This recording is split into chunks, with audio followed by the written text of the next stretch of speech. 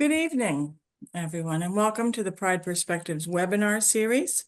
My name is Amy Foster. I'm here at the Trinity-Pawling School on Wednesday evening, April 30th, 2025. And tonight our topic is the power of belonging. This is the last in our webinar series this school year, 24-25. So we're glad that you're with us to learn more about this very important initiative at Trinity-Pawling. I'm going to start by introducing our panelists, but first I just wanted to remind us of the Zoom etiquette, or I think we're mostly familiar with it, but should you have any questions during the course of the evening, you can go down to the bottom where you'll see a chat feature, and you can use that or the Q&A feature. I'll be watching both of those from the sidelines here as the panelists discuss our topic. If there are any questions at the end of the evening, we will do our best to answer them. In my experience with these webinars, we've been able to do that and respecting our time. That should be just close to an hour, as close as we can get. So we will start introducing on my screen. I will start with two students, Brandon Hackett and Brian Bellamy. If you guys will tell us a little bit about yourselves. All right. My name is Ryan Bellamy. I'm a senior. I've been here for 4 years. From New York. My name is Brandon Hackett. I was born in Pinehurst, North Carolina. I'm a senior, and this is my second year. Thank you. And then Mr. McDougall. My name's Jim McDougall. I'm the history chair. This is my 31st year at Trinity-Pawling School. And Mr. Smith. Hi, I'm Mr. Smith. This is my 4th year here. I'm the director of DISA, head basketball coach, and English instructor. Okay. Mr. Mali and Ayuki. Hi everyone, my name is Benny Mali and I'm from Hungary. I'm a senior and this is my second year here. Hi everyone, my name is Ben Ayugi. I'm from Kenya. This is my first year here and I'm a sophomore. Okay. Father Lennox. Good evening, everyone. I'm Father Lennox. I'm the chaplain of the school. I also teach religion and philosophy and ethics, as well as I coach track and field. Good to be with you this evening. Great. And Leo. Hi everyone, I'm from Beijing, China, and my name is Leo Zheng. I'm a sophomore. It's second year being in TP. Okay. And then Oric. Name's Arik Enschel. I'm from Pittsfield, Massachusetts in the Berkshires, class of 14, and I recently joined the board as a young trustee. And last but certainly not least, Bill Taylor. Good evening, everybody. I'm Bill Taylor, head of school. I'm finishing my 10th year as head of school at Trinity-Pawling, but I'm finishing my, I guess, 23rd year at Trinity-Pawling because I had 13 years at the beginning of my career, and then I was gone for 14 years leading another school before I came back in 2015. And happy to be with you tonight and to talk about this important topic. Great. Thank you all. Thank you. Yeah, and as I said, this is a very important topic, not only here at Trinity-Pawling, but elsewhere in the world, indeed. It was chosen as one of 5 objectives by our strategic vision, which was recently, although recently is 4 years now, adopted by the board in 2021. Bill was a member of that committee. So Bill, you can share. I will read the objective first, and that is that Trinity-Pawling School will nurture a community that is enriched by its diversity, inclusiveness, and awareness of belonging. So Bill, why did this emerge as one of the 5 points of the vision from the board?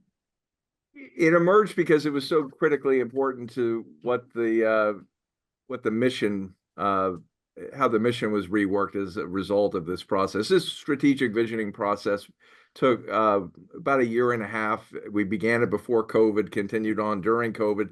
This is a board-led committee that also had a corollary committee of administrators and faculty on campus. So they were working collaboratively.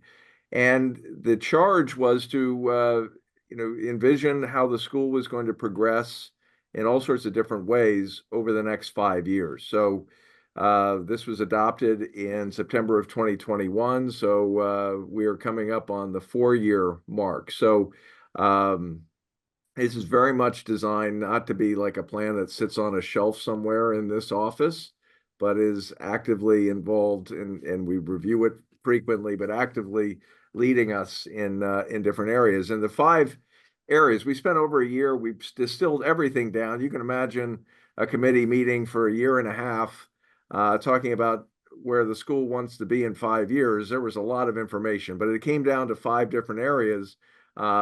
Financial resources, mindset, which having a mindset of excellence and perseverance and so forth.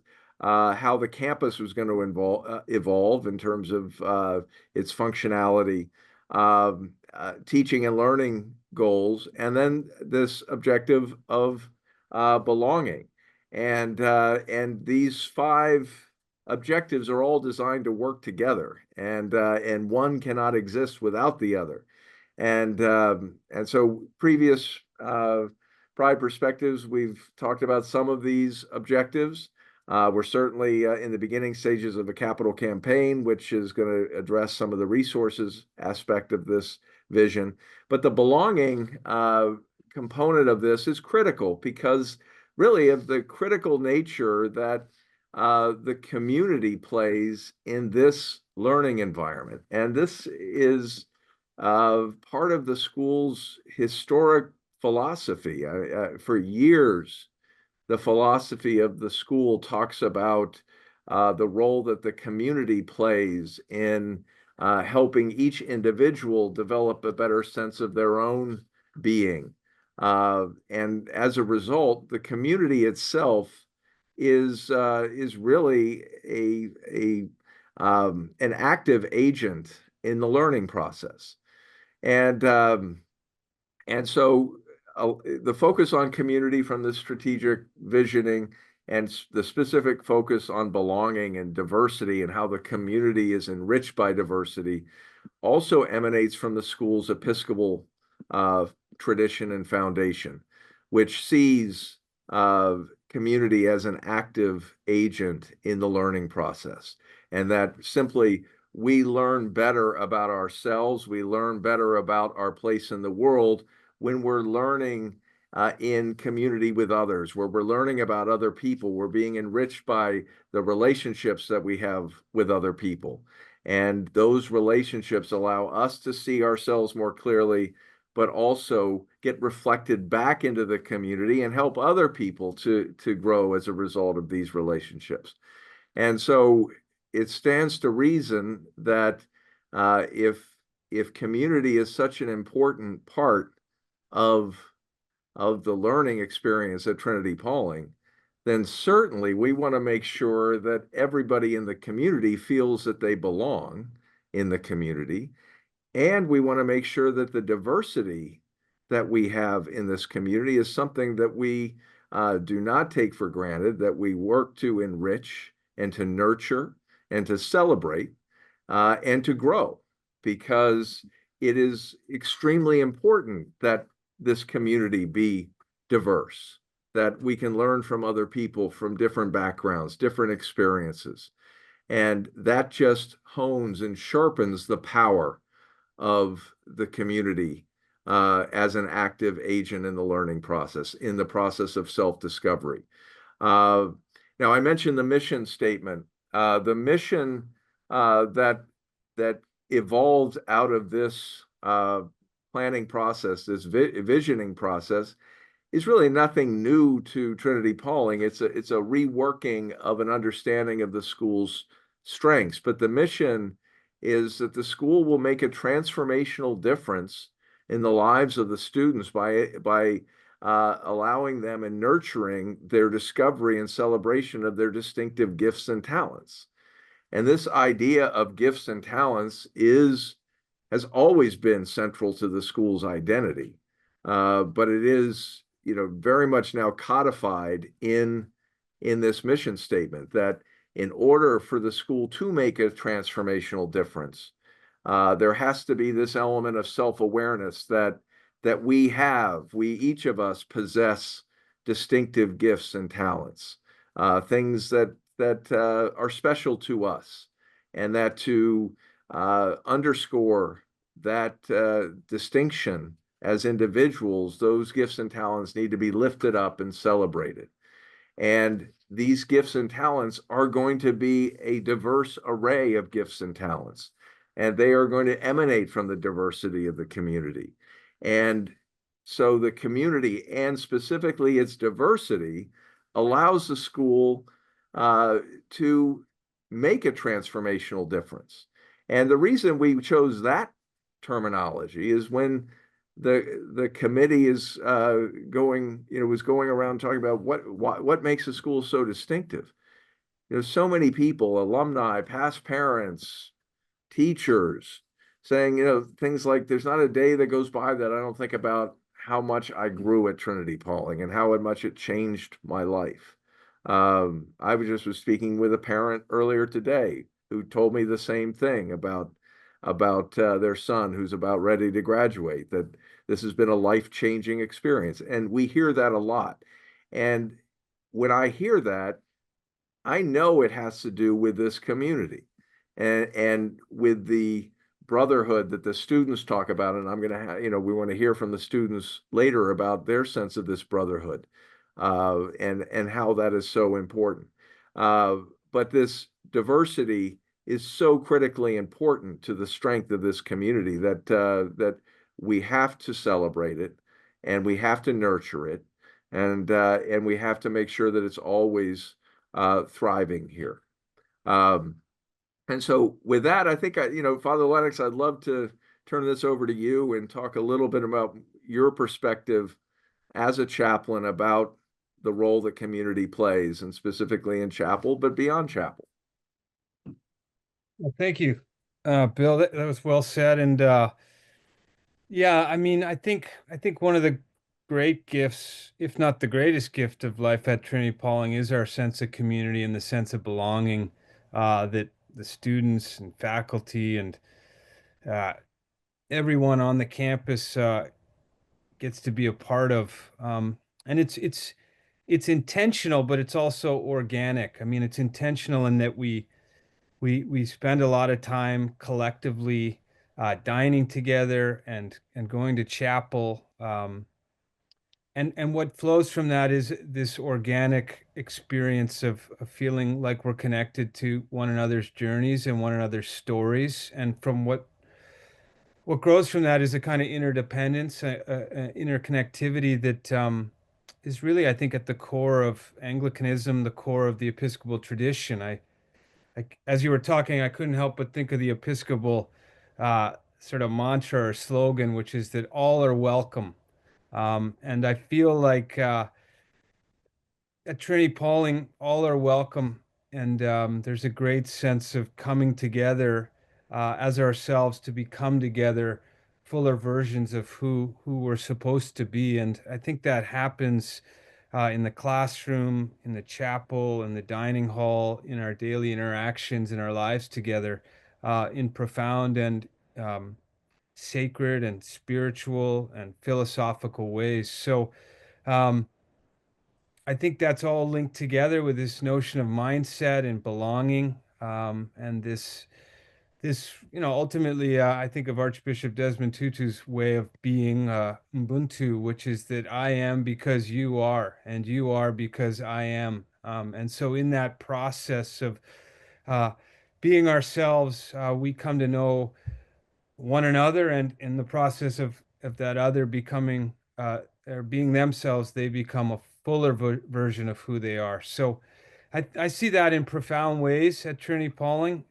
and I think it's incredibly profound and powerful, and I think it makes everyone, just a fuller version of who they're supposed to be, and it's grounded in humanness, if you will, and grounded in the desire to become a grace-filled being. So It's special. Yeah. And when you have it, and when you can experience it, you recognize it as important. And I think sometimes in culture and society, we can get pretty isolated. And I know those are some of the trends that we hear about. And at a place like Trinity-Pawling, it's very much the opposite of that. We get to feel this collective unity and this collective experience of being ourselves, which is wonderful. Yeah, I'm reminded that that we devote 2 hours a week to two of the things that you mentioned. Chapel or morning meeting, and the family style meals, two areas where the community does come together on a regular basis. And those time in any school, but time in a boarding school is a highly coveted commodity, and lots of people would love those 2 hours for whatever reason, but they are protected. And I hear often from colleagues who are heads of other schools saying, "Gosh, I wish we didn't get rid of that. I didn't wish we didn't get rid of this a long time ago," but you can never get it back. And so we are sort of we jealously sort of protect that because of the role that it plays in community and allowing this diversity hopefully to flourish. And we're talking about the Episcopal identity of the school as a foundation, because that transcends and it goes beyond these planning committees that happen every 5 to 10 years to talk about how the school is going to be the next 5 or 10 years. It is timeless here. And so this idea of being in communities being enriched by diversity is not new. It goes back a long time here at Trinity-Pawling. I remember, when I was here in the late 80s through the 90s, there was a thriving, at that time, it was called the Minority Student Union, but it was a thriving enterprise on campus. I remember taking many members of that group to a national conference where they spoke about their work to enrich the community here through diversity. And that was in the mid 1990s.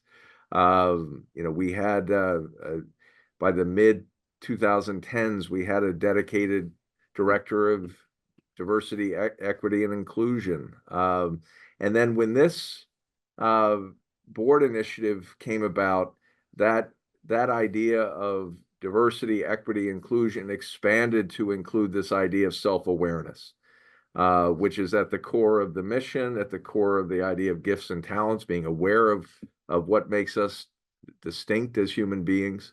And that's Mr. Smith was hired in 2021 as sort of the new director of what we call DISA. And so Tariq, I'd like to turn this over to you and talk a little bit about your work in this area and what you've discovered, and how this idea of self-awareness really weaves its way through your important work. Yeah, for sure. I would say at first, taking the job, I was very excited to be in this role because I was a student of color at another boarding school, St. Paul's School, and I had a similar experience to that of students of color across all boarding schools. And I felt that I would be able to make a difference because I was once in those seats before. I was once going to those classrooms and living in those dorms. So I understand the experience pretty well. And I understand that for a lot of people walking away from home, it is not easy, but it is an experience that is a life-changing experience. And I think that's what we try to pride ourselves on here at Trinity-Pawling is once you're here and you're in the community, that it's welcoming, and we're gonna, make sure that people feel that they're able to belong. And that leads us into some of the affinity groups that we have on campus. And the Black Student Union is one that we continue to have. And like Mr. Taylor has just said, it's been around for a long time, even though the name have changed and the faces have changed. It is something that's very important that we do have these groups on campus, and it's not only the Black Student Union. There's numerous groups on campus that are inclusive to whatever race, religion, socioeconomic background people are coming from. And that's something that ultimately will help students find their true selves and who they are meant to be. And I think that is also very tied to what Father Lennox was talking about in the Episcopal identity here, is to have a safe space to express ourselves and to feel that we can be part of the community, even if we have a different background or a different upbringing or different experience or interest than other students. So I'm very grateful to be in this role, and I'll definitely be able to talk a little bit more about some of the things that I'm doing to help facilitate this. Thank you, Mr. Smith. Mr. Enschel, graduate of 2014, and on the board as a young alumnus member of the board, which is very, very important to make sure that the board sort of has more of an immediacy perspective from a voice who, just graduated a few years ago. But when we created this this new strategic vision, the board really felt it was important that if this was going to be a main objective of the vision, that there needed to be a board committee that was going to be working, with the school on this, and you've been a part of that committee. So love to get your thoughts about why it's important to you, why it's important to the board to have this be a strategic focus. Sure. Yeah, so when you had reached out, Bill, and invited me to join the board, I was taken back by the opportunity and honored. But then when we had spoken about the subcommittees that I was a part of and what you wanted me to do for the school, DISA was one of them. And that made me feel like, yeah, I want to join this. And this is something that I can be a part of and make a difference on. But I believe DISA is important because it gives TP an opportunity to double down on having an open and inclusive curriculum and environment. And it allows us to express what's best about our school, whether that's race, ethnicity, religion, people coming from different countries. You're a 13 to 19-year-old young man. It's a super short window within your life, but it makes a difference. And being able to connect with boys from, whether it's South America, I came from the Berkshires, having kids who are coming from New York, West Coast, etc. It changes your perspective, but having DISA be a part of Trinity-Pawling, it basically it gives you an opportunity to learn about yourself, but DISA makes us focus on creating an open and inclusive environment. And the best way to learn about yourself is to be in an open environment that allows you to be yourself. And so having DISA here, it really just doubles down on what's best about our school's community. So. You mentioned international students. I was talking just this year with an alumnus from the 1970s, and then at a separate meeting, an alumnus from the 1990s. And both specifically mentioned about how important it was that they went to school with students who were from different countries. Now, the graduate from the 1970s, there weren't that many international students here in the 1970s. Maybe, I think there was a student from Hong Kong, maybe from Europe. But today we have students from, I think, 13 different countries around the world. And it, is very much a part of the culture and community here to have sort of an international presence. And we've got 3 international students here, Ben, Leo, and Benny, and I'd love to get your perspective on the international students' role and your perspective on the importance of community here. I'm Ben, and I just wanted to say that ever since I came to Trinity-Pawling, I felt like I belonged here. I never once felt that I wasn't part of the community or that I was different because I'm from Kenya. I've always been here and I always knew that I belonged here. Everyone here has helped me to be who I am today. They helped me to grow into what I want to become as a man. So I believe that this community is really helpful for me. Yeah, coming from Hungary, far away with a time difference, sometimes it gets lonely, you get homesick, but I think TP does an amazing job making you feel at home and loved. And it starts with your peers and your brothers at TP, and then it goes on to your teachers and faculty and the ladies in the dining hall, like one of the examples for my birthday last year, I couldn't go home. So Mrs. Kim, our dining hall lady, she baked me a cake for my birthday, and as much as I was struggling to be away from my family, that lit up my whole day. So yeah, TP, when you're at TP, no matter how far you are, where you come from, you always feel like you are a part of something bigger, and you belong. So I would say like TP gave me a lot of help like for feeling like home. So I will take an example for like Chinese New Year.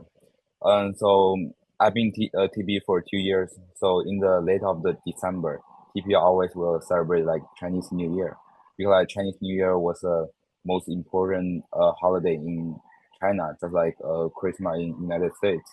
So also like TP in the dining hall, they'll have like dumpling and fried rice, like other Chinese food like that. So like TP gave me a lot of support, like to feel like being at home. One of the things that we did started years ago, well before you came here, Leo. It came as a result. I was in China actually talking with parents of students here, and they were talking about just how important the New Year is, and they said it would be wonderful if we could have some time on the New Year's Eve to connect with with our sons, because that's when we're all gathered for a meal and grandparents are often there. And I said, well, that's easy enough to do, because if it's 8 o'clock at night there, we're just beginning our day here. And one of the things we started years ago is on that day, letting the Chinese students have an hour or two in the morning to not go to class, but to be on Zoom or whatever platform, so they could be with their families. And it was so gratifying to hear from families and students about how much that meant.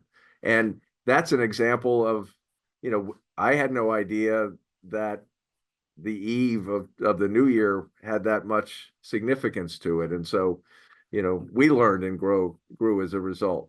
And I'm actually heading to Asia this June to meet with many families. I'm looking forward to that trip. Benny, I want to come back to you because you're very involved with the Jewish Affinity group that I'm involved with too as the advisor, and I'm so proud of the role that this group plays, especially last year during the awful situation on October 7th. And I remember you and others coming to me and say, we need to do more to educate people about what's going on. So can you talk a little bit about your role as one of the leaders of this group? And then I'm going to ask Father Lennox to sort of chime in and talk a little bit about, to expand, sort of comment on your comments. Yeah, so I've been part of the Jewish Affinity Club for the past 2 years. I've been here last year as a member and this year as a leader. And the main goal is for Jewish kids to feel a sense of belonging in a community they can always turn to. It's a great group, and it's an amazing thing that we have it on campus. And sometimes we don't get to go home for holidays, and we don't get to celebrate, eat the meals. So it is great to have others here that are in the same shoe as us. And also the school does a great job of providing transportation to service and providing meals on our holidays, so we can feel like so it feels like kind of like home. And another thing that we put a bigger emphasis on this year is kind of not just us, the Jewish student body, but also kind of to educate others with what's going on in the world right now. I think, and Mr. Taylor and our group thought that it's really important to educate others, because you know it's terrible what's going on. So one of the things we did is we did a presentation at the start of the year to kind of talk about the war that's happening and the history and you know to kind of, and then Father Lennox talked about peace and the importance of peace and the importance of accepting each other. So yeah, first rule of the group is to be there for each other and support, and then we also try to educate others and yeah. Yeah, beautifully said, Benny. And well done with all your work in that Jewish affinity group. I think one of the things that, and despite our Episcopal identity, one of the kind of central features of the Episcopal Church is a comprehensive uh, worldview and an understanding that the more one can learn about the great world religious traditions of the globe, the philosophical traditions of the world, the more one can come to learn about their own spirituality and religious life.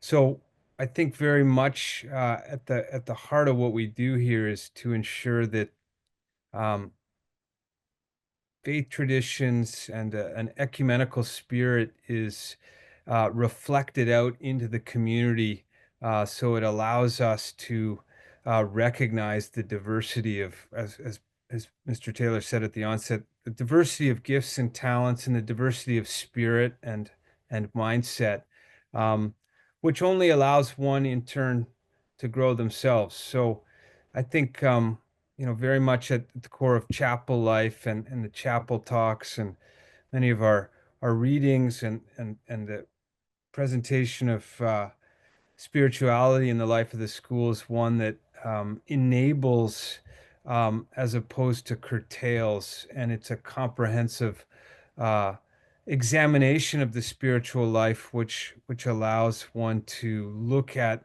the diversity of traditions on earth and then um, come to know more about oneself. So I think the ecumenical work we do at the school in light of and in line with our Episcopal tradition is really quite profound and an important mirror out into the larger world, for how we can be kind of interdependent on one another and rely on one another and come to learn from one another despite particular religious differences or differences of philosophy and so on and so forth. So Benny's work and Parker's work before Benny's work have just been instrumental in that shaping uh, and explaining a diverse and complex world in which we live. So it's great stuff.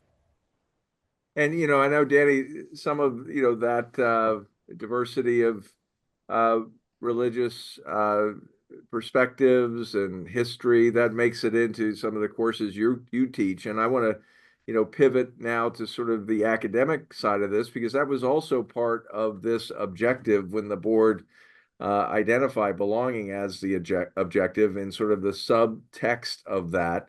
The board said that this strategic objective of belonging also includes the commitment to assess our curricula and strengthen programs that reflect the diversity of our community. And toward that end, sort of the course content by the department chairs is regularly reviewed to ensure that it's updated and it reflects not only sort of a traditional college prep presence of aspects in our curriculum, but also more contemporary material that reflects intellectual and cultural diversity. until last year, I taught a course called the American Experience, which was an elective course for seniors primarily that examined how different religious influences impacted the progression of the American identity through the creative tension that emerged between a focus on the common good and the commitment to individual liberty and sort of the tension between those two over time. And so, the English and the history curricula have been reviewed from a lens of diversity and belonging, but also from a perspective of some of the work we're doing with our institutes for active learning around the themes of leadership, citizenship, entrepreneurialism, and environmental stewardship.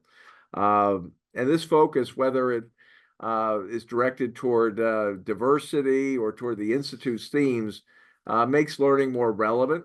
It gives the boys more context for their learning and more applicability in their day-to-day lives. And boys learn better when they can see and understand the relevance of what they're learning as it relates to their lives.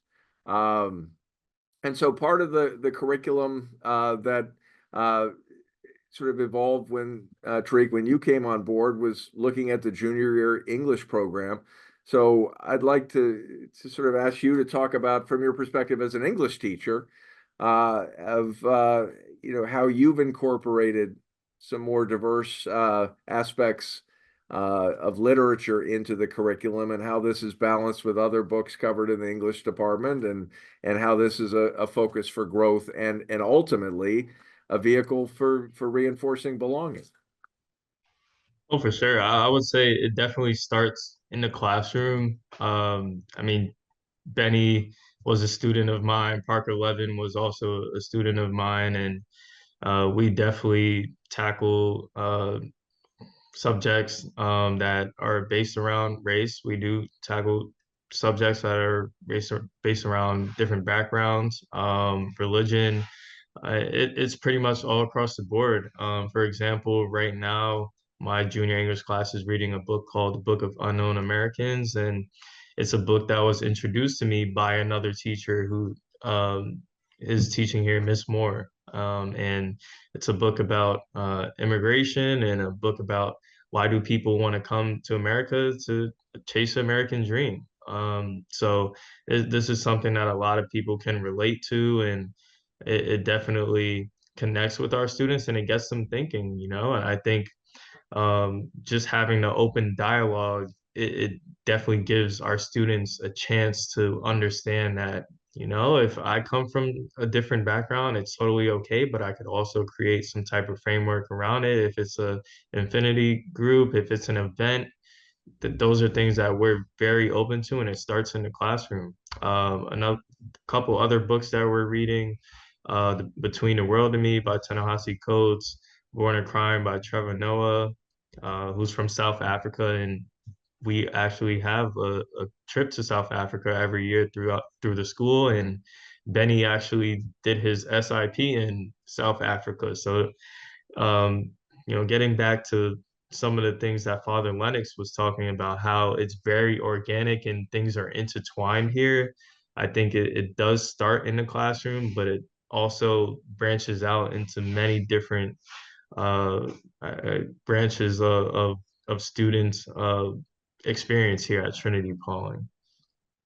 Yeah. And Mr. McDougall, I want to turn to you. I mean, I'm really, I often refer to myself as a displaced history teacher because that's really what my primary job was.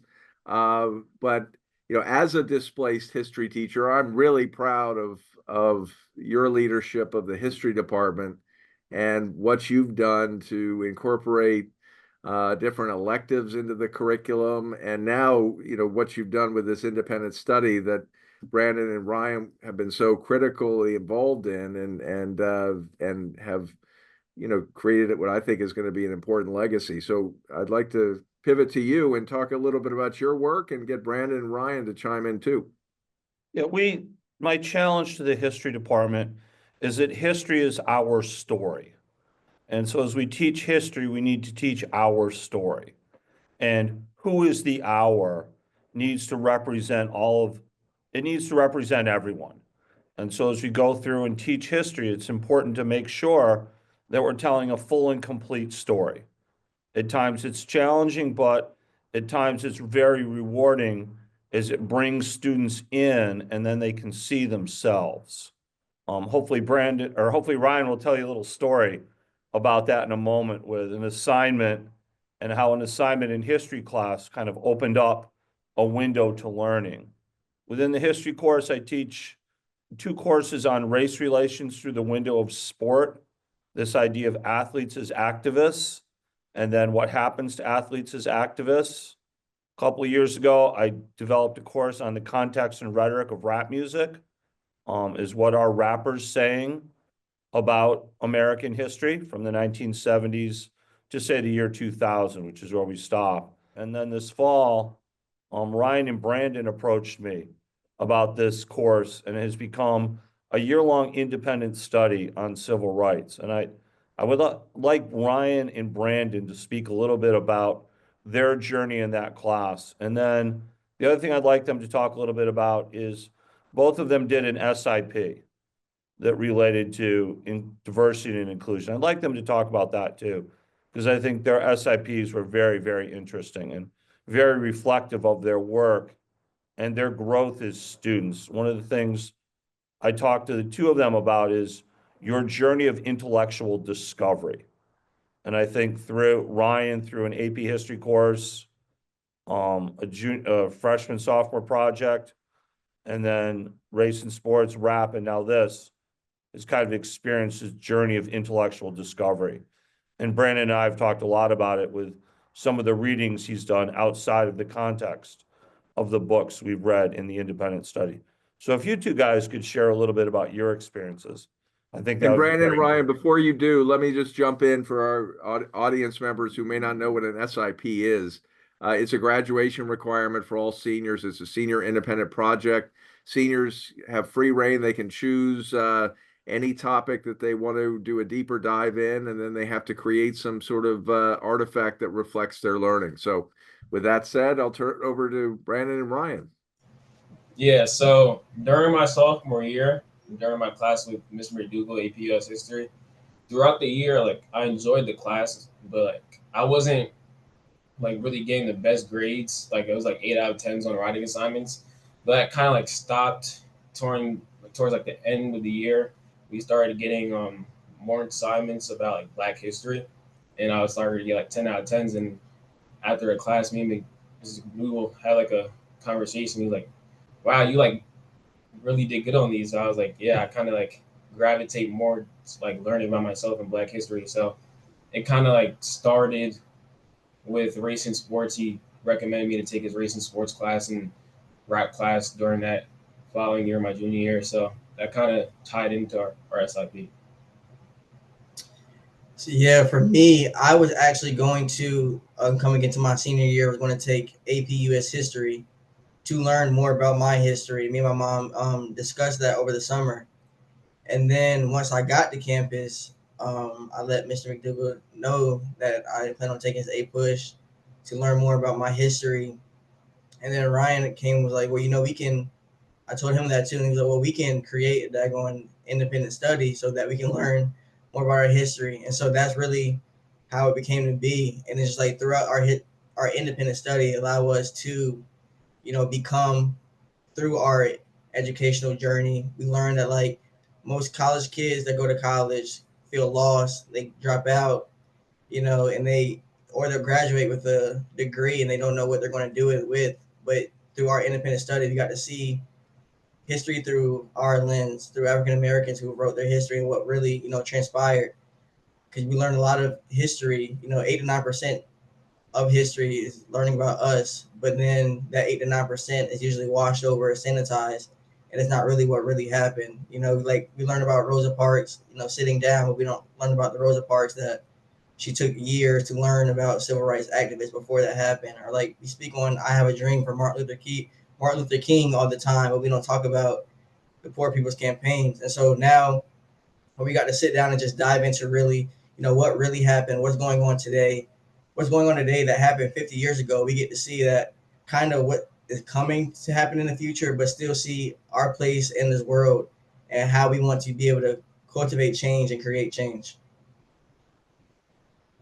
And then our independent study. So my independent study was on, or my SIP was on Tulsa Race Massacre. And so I kind of broke down the Tulsa Race Massacre, but really my main objective was to, why America struggles to confront its past. And so I, spoke on the generational wealth that happened that, destructed when towns like Tulsa Race Massacre was destructed and other Black towns that are washed over now, and how this, the generational wealth that, could have happened, the generational wealth that African Americans are trying to, get to now, they were getting to that point, 40, 60, 80 years ago. And America did not like that and, destructed. And so through that class, I would have never even, thought about writing something like that or coming in tune with, history, my history and what happened. I would have never been able to do that without this class. And then Brandon, importantly, I mean, you shared that research with the entire school at a Monday morning meeting, which I thought was really, really valuable. Thank you. Ryan, could you talk a little bit about your SIP and the origins of that? Yeah, so my SIP was about like Spike Lee movies and like studying how Black people were positively portrayed in them. So the idea I got from that was from my sophomore year winter project with Mr. McDougall. So in that project, we talked about stereotypes in movies from 1970s like up until now. So I was kind of struggling to like find the SIP idea. So Mr. McDougall and I just had a conversation about it and kind of just came to the agreement. Like he just kept on giving me ideas. So I kind of wanted to expand more on that for my projects in sophomore year. So it was pretty easy. He just gave me the blueprint from basically just what we did the sophomore year. I just kind of repeated it. But the fact that he was able to like, encourage me, and even with the class, like gives me and Brandon the space to, learn more about ourselves. Like I feel like it's really definitely a good thing for us, because I feel like in any other school you wouldn't be able to get that. But yeah, the class has definitely been a good experience learning about recently, like with Barack Obama and his presidency, and like even Malcolm X and Martin Luther King, like studying more about them, not just the things that you hear that we've been hearing since grade school. Like we have really learned more about them, like the differences and what made them like such great civil rights leaders. And Ryan, what conclusions did you reach with your sophomore year project and your SIP? So in my sophomore year project, I saw a lot of common stereotypes through like Black people in film, like a lot of negative ones that could relate, like not relate, but like translate to real life. Like just not even like, it's like a lot of like the fashion, the way they were portrayed, like menacing Black people or whatever, and it kind of, it was, the SIP was the exact opposite of that. Spike Lee, he would like to portrays Black people like intellectually, like well spoken. So like being able to like compare and contrast those two projects, it was a good experience for me. And Tariq, I know your work with the BSU has sort of done similar work or similar address similar topics. You want to talk a little bit about your work this year with that group?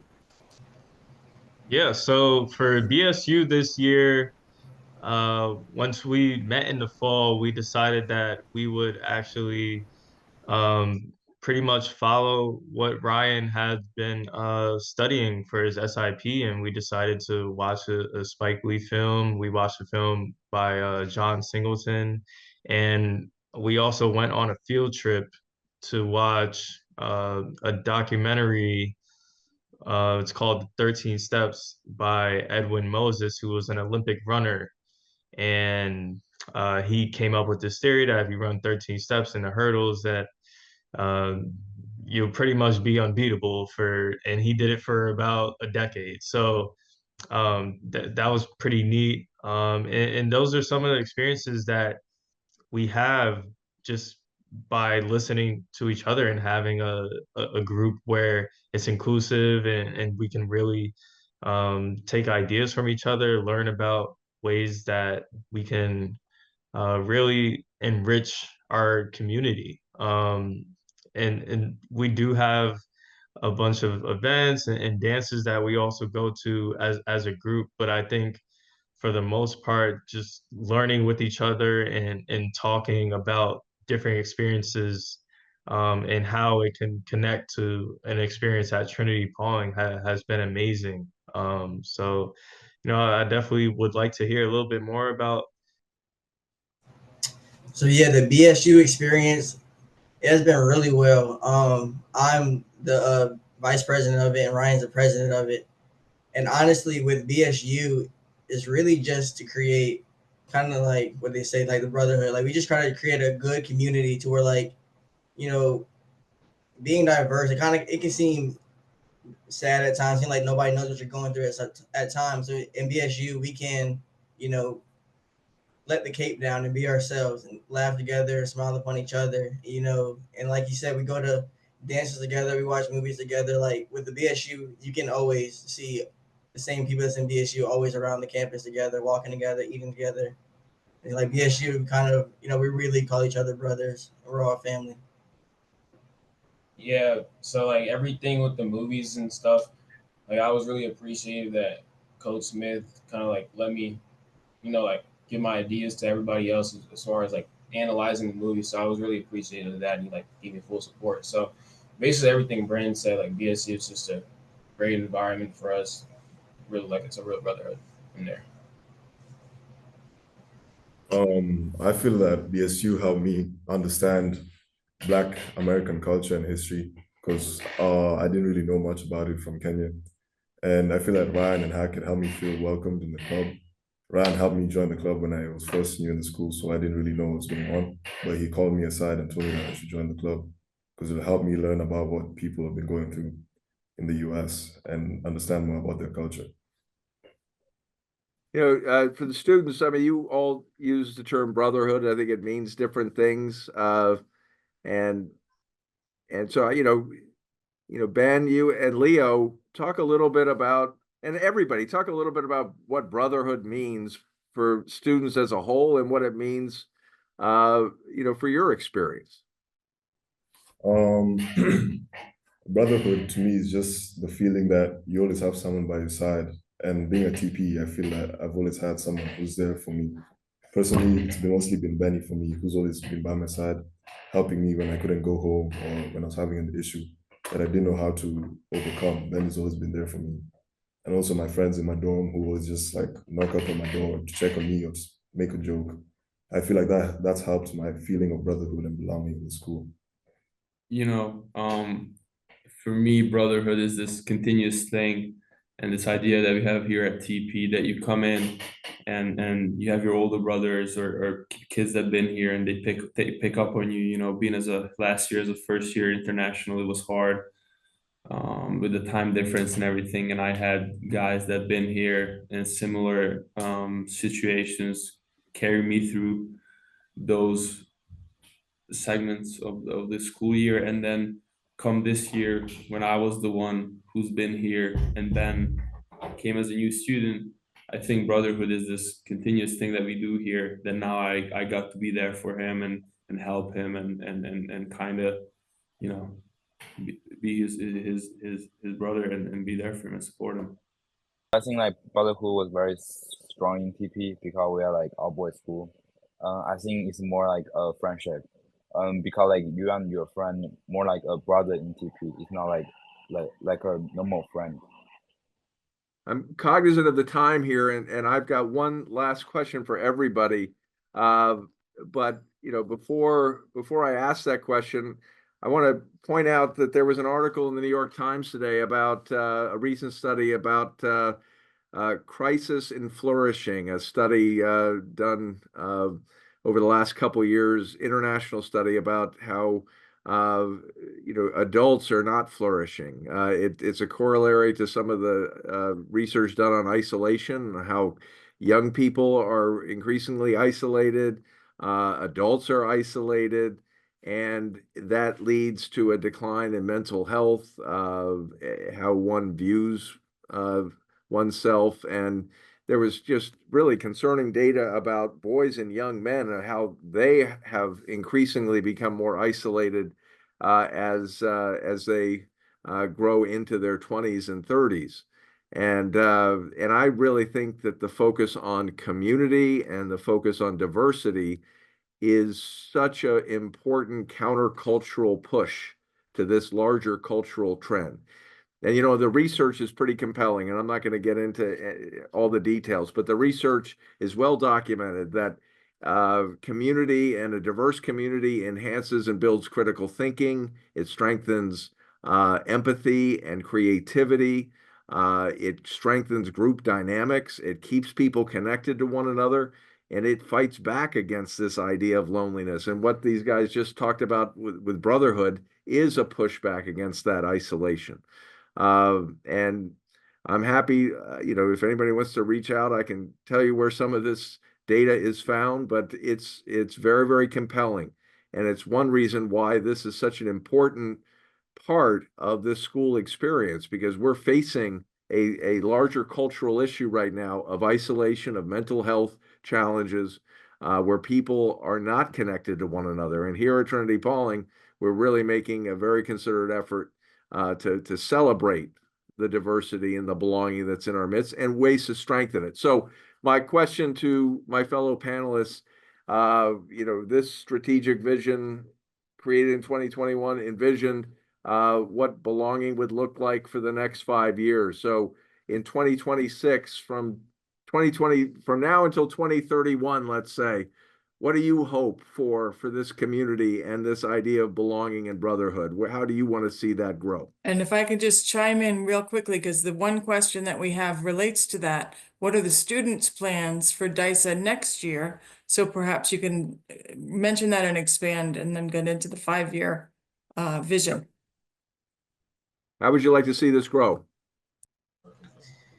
So next 5 years, really next year, I would like our independent study to be in the curriculum for kids that want to learn more about themselves, and even kids that want to learn about African American history. I would love if our independent study is pushing the curriculum for kids to be able to take that and learn, because with us, it fostered change, that, and we continue to create change through the independent study that we've learned, and it opened new doors and avenues for us. And so I would like our independent study to be in the curriculum for the next 1 through 5 years, and me and Ryan can be kind of like a consultant to, you know, the next generations to come on the independent study, because we've lived it and went through it. In 5 years, you come back and teach, guys. Mm. Yeah, I agree with Brandon. Like, I know for me, like me and Mr. McDougal, we always talk about like my personal like educational journey since I've been here, like going back to sophomore year. So I feel like it was kind of made me think more, kind of made me like, you know, yeah, just basically just think more, and it did a lot for me. So I feel like if it's offered to the rest of the school, whether if it's like just a regular history class or an elective, kind of like his racing sports or rap class, I feel like it could be helpful because it was helpful for me and Brandon. So hopefully other kids, like younger kids, are able to experience the same things that we did. Good. For me, I really hope to see the Jewish Affinity Club to continue and, you know, be a tight-knit community as it was until now. And I think another thing is that even though I think the school does an amazing job, including everyone from different racial, ethnical backgrounds, I think one of the things that we should push for is also celebrating different nationalities, as we have a big group of kids coming from different countries. And one of the best memories that I had, I don't know if you remember, Mr. Taylor, but last year, the International Student Dinner, that was amazing, and get to try each other's food and just have a night just for us international students. That was really cool. Yeah, that was a lot of fun. Yeah. Other thoughts? For me, I think maybe like for like 5 years, like TB have like more activity, because like last week I go to AAFC, was like American Asian Conference, was very help me because I know more culture from like different Asian countries that like Korean or Indian. I think like maybe in the future, maybe they have like activity happening in TP. That's like now every Friday we have like language table. I heard that was a great conference, Lee. I'm glad you went. Yeah. Yes. Wonderful. In the interest of time, does anyone have any last thoughts that they'd like to, did everyone get a chance to answer that question about the next Yeah, I 5 years? think just for me, as a recent alum, what I'd like to see are more events for alums that are geared around DISA. I think you just hearing everybody speak on this call, you can hear about how close it brings everybody together. And I think there's room for alums to rally around this initiative. Yeah, so I'd like to see more of that. That's great. They all sound doable and will make TP an even more special community in 5 years. So that'll be wonderful. In the interest of time, it is now 8:01. We do like to respect the rest of your evening. So I really appreciate everyone's attendance. Panelists, you guys did an amazing job. The recording I did put into the chat where the recordings already exist. And as I said at the beginning, this one will be recorded in the next few days and available for everyone to watch again. In the meantime, if you have any questions for any of us, our email addresses are very accessible. You can reach out to us at any time, and we're glad that you came and joined us this evening. Thanks very much. Thank you all.